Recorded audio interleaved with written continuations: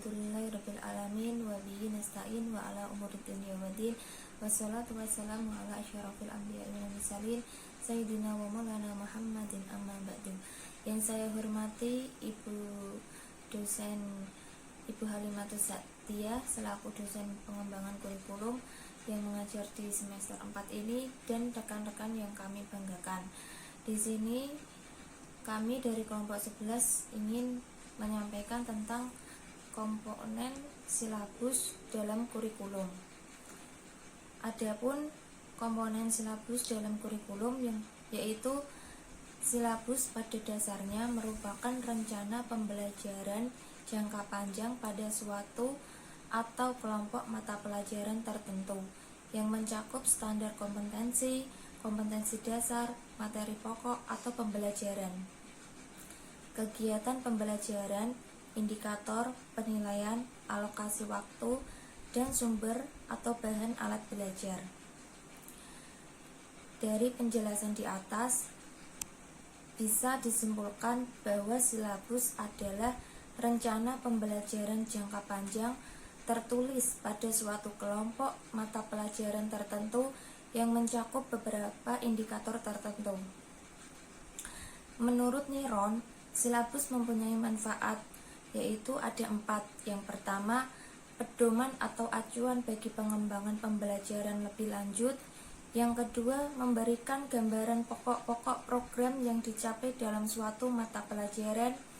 Yang ketiga, ukuran dalam melakukan penilaian keberhasilan suatu program.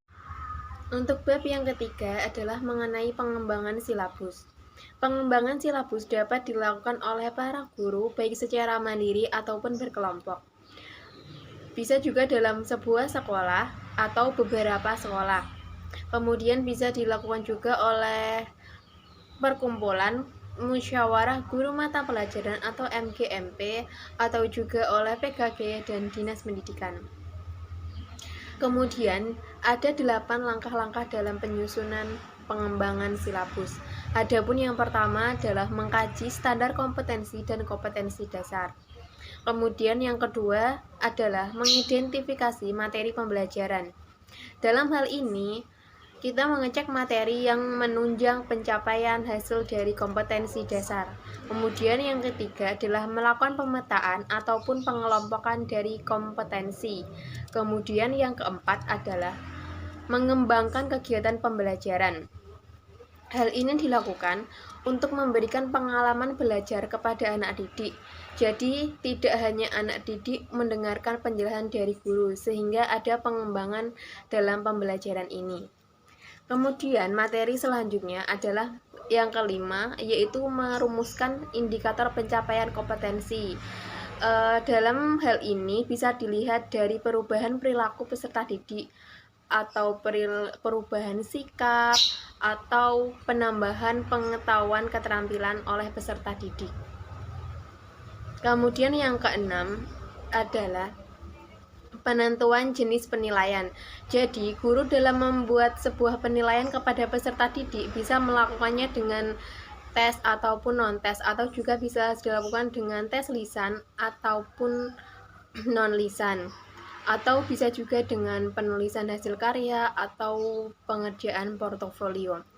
Kemudian langkah yang ketujuh adalah menentukan alokasi waktu, yaitu membuat perkiraan waktu untuk mencapai atau menguasai kompetensi dasar tersebut. Kemudian yang terakhir, yang ke-8 adalah menentukan sumber belajar.